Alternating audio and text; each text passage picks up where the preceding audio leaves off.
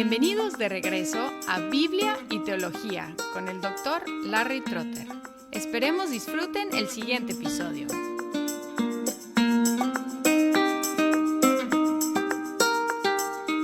Hola y bienvenidos a Biblia y Teología. Como prometí en el último episodio, vamos a seguir el día de hoy con la doctrina de la inspiración de la Biblia. Estamos en la teología sistemática en el área que se llama prolegómena, las cosas que tienen que decir primero. Ya hemos tocado la cognoscibilidad de Dios y la revelación general y la revelación especial. Y ahora vamos a enfocarnos en la revelación especial en la Biblia, hablando de la doctrina de la inspiración de la Biblia. Antes de hablar de la doctrina de la inspiración, debemos observar el método que vamos a utilizar. Vamos a examinar lo que la Biblia dice acerca de sí misma, que es un procedimiento circular. Vamos a preguntar a la Biblia, ¿qué dices acerca de ti misma? Pero al hacer esto, tenemos que ver que no es un procedimiento vicioso, aunque es circular. Algunas consideraciones. Primero, al consultar la Biblia para establecer la doctrina acerca de la Biblia, estamos siguiendo el mismo método que seguiremos para todas las otras divisiones. Cuando hablamos de la teología, la cristología, la antropología, la neumatología, la eclesiología, la escatología, vamos a consultar la Biblia. Y si la Biblia es lo que dice que es, no hay otro método posible, porque no hay una autoridad arriba de ella a la cual podemos apelar. Es decir, cuando queremos saber qué es la Biblia, no podemos ir más allá de la Biblia o arriba de la Biblia para consultar otra autoridad superior. Tenemos que, en cada área de la teología, consultar la máxima autoridad. Y si la Biblia es lo que dice que es la máxima autoridad. En general, una autoridad suprema tiene que autenticarse a sí misma.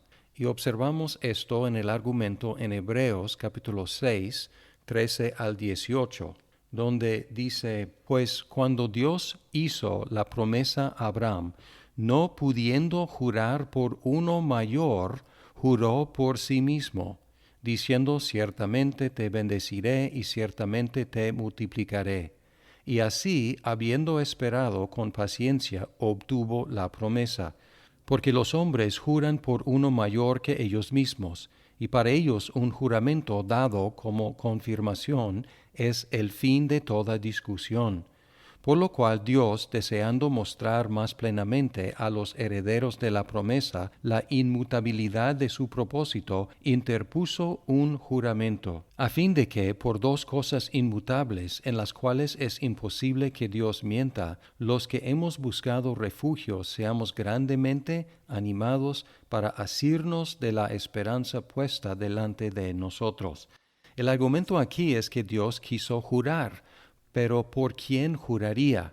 Normalmente juramos por algo mayor que nosotros, pero en el caso de Dios no pudo jurar por algo mayor.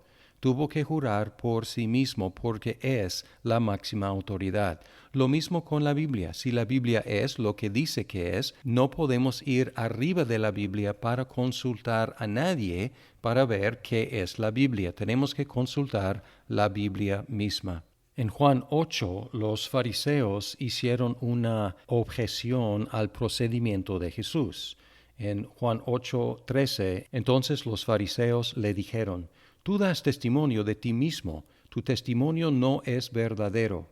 Respondió Jesús y les dijo, aunque yo doy testimonio de mí mismo, mi testimonio es verdadero, porque yo sé de dónde he venido y a dónde voy. Pero vosotros no sabéis de dónde vengo ni a dónde voy.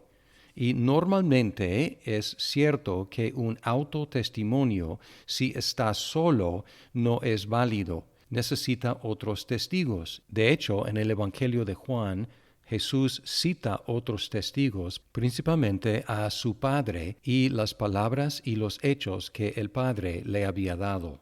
Pero aquí podemos observar que Jesús dice, Siendo quien soy, sabiendo de dónde vengo y a dónde voy, mi testimonio es verdadero. Una autoridad máxima tiene que ser su propio testigo, porque no hay nadie arriba de él para testificar. Así que este procedimiento es válido, no es un círculo vicioso, porque la Biblia se autentica de dos formas. Podemos ver en la Confesión de Fe de Westminster, en el capítulo 1, párrafo 5, el testimonio de la Iglesia puede movernos e inducirnos a tener para las Santas Escrituras una estimación alta y reverencial, a la vez que el carácter celestial del contenido de la Biblia, la eficacia de su doctrina, la majestad de su estilo, la armonía de todas sus partes, el fin que se propone alcanzar en todo, que es el de dar toda gloria a Dios, el claro descubrimiento que hace del único modo por el cual puede alcanzar la salvación el hombre, y las muchas otras incomparables excelencias y su entera perfección son todos argumentos por los cuales la Biblia demuestra abundantemente que es la palabra de Dios. Sin embargo, nuestra persuasión y completa seguridad de que su verdad es infalible y su autoridad divina proviene de la obra del Espíritu Santo, quien da testimonio a nuestro corazón con la palabra divina y por medio de ella. En resumen, la confesión de fe dice que la Biblia da abundante evidencia de ser palabra de Dios. Y además el Espíritu Santo es el que testifica a favor de la verdad de la Biblia y su carácter divino. En 1 Corintios 2, 10 al 16 dice, pero Dios nos las reveló por medio del Espíritu, porque el Espíritu todo lo escudriña, aun las profundidades de Dios, porque entre los hombres, ¿quién conoce los pensamientos de un hombre, sino el espíritu del hombre que está en él? Asimismo, nadie conoce los pensamientos de Dios, sino el Espíritu de Dios. Y nosotros hemos recibido, no el espíritu del mundo, sino el Espíritu que viene de Dios, para que conozcamos lo que Dios nos ha dado gratuitamente. De lo cual también hablamos no con palabras enseñadas por sabiduría humana, sino con las enseñadas por el Espíritu, combinando pensamientos espirituales con palabras espirituales. Pero el hombre natural no acepta las cosas del Espíritu de Dios, porque para él son necedad, y no las puede entender, porque se disciernen espiritualmente. En cambio, el que es espiritual juzga todas las cosas, pero él no es juzgado por nadie, porque ¿quién ha conocido la mente del Señor para que le instruya? Mas nosotros tenemos la mente de Cristo. Según este texto, no podemos en nosotros mismos entender las cosas que Dios nos ha entregado, salvo por la actividad del Espíritu Santo dentro de nosotros. Por lo tanto, podemos encomendar al no creyente las excelencias de la Biblia, pero solo el Espíritu Santo puede convencerle de que la Biblia es la palabra de Dios, lo mismo que pasó en los que ya somos creyentes. Ahora, enfocándonos en la doctrina de la inspiración de la Biblia, hemos observado que es una operación concurrente, dos corrientes fluyendo juntas hacia una sola dirección. Y como una operación concurrente, la inspiración tiene aspectos divinos y humanos. Tiene un origen divino y tiene un proceso de escrituración humano guiado divinamente. Vamos a enfocarnos en estos dos aspectos, el origen y el proceso de la escrituración. Primero, en 2 de Timoteo 3, 15 al 17, vemos el enfoque en el origen divino.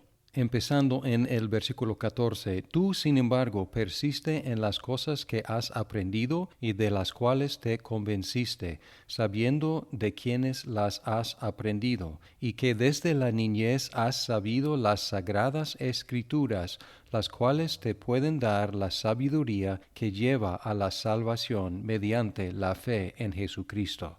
Toda escritura es inspirada por Dios y útil para enseñar, para reprender, para corregir, para instruir en justicia, a fin de que el hombre de Dios sea perfecto, equipado para toda buena obra. Queremos enfocarnos en la línea que dice, toda escritura es inspirada por Dios. Y esta palabra inspirada es un poco vaga, pero es un neologismo de Pablo. Parece que él inventó esta palabra para esta ocasión, y es una palabra compuesta de dos palabras, Dios y respirada. La idea es que Dios ha respirado, ha exhalado la Escritura. Esta declaración de que las Escrituras son exhaladas o respiradas por Dios es una ilustración basada en cómo nosotros formamos palabras. Yo tengo una idea en mi mente y luego yo transfiero esta idea en palabras y luego para comunicar estas palabras y las ideas detrás de estas palabras, yo exhalo respiración. Y cuando yo exhalo palabras, no queda duda del origen de las palabras. Son mis palabras, como sabemos, porque yo soy el que las exhaló. Y lo mismo con Dios. Está diciendo que las Escrituras son de origen divino, son sus palabras, iguales que estas palabras que estoy exhalando en este momento son mis palabras. Además, debemos enfatizar que la inspiración es plenaria y verbal. Plenaria porque dice toda Escritura es Dios exhalada, toda. Y además es verbal, no es simplemente una cuestión de las ideas en general, sino las palabras de las Escrituras son inspiradas, exhaladas, respiradas por Dios. Es el origen, es la primera parte, el origen de las Escrituras, pero también tiene un proceso de escrituración. ¿Cómo llegaron a ser escritas? Porque Dios no las escribió, todas las Escrituras, como escribió en las tablas de piedra que entregó a Moisés. Más bien, seres humanos escribieron la Biblia. Vamos a ver en 2 de Pedro 2, 19 al 21, cómo fue este proceso. Y así tenemos la palabra profética más segura, a la cual hacéis bien en prestar atención, como a una lámpara que brilla en el lugar oscuro, hasta que el día despunte y el lucero de la mañana aparezca en vuestros corazones. Pero ante todo sabed esto, que ninguna profecía de la Escritura es asunto de interpretación personal, pues ninguna profecía fue dada jamás por un acto de voluntad humana, sino que hombres inspirados por el Espíritu Santo hablaron de parte de Dios. Y aquí otra vez está hablando de las Escrituras. Su origen no es una cuestión de voluntad humana, pues ninguna profecía fue dada jamás por un acto de voluntad humana.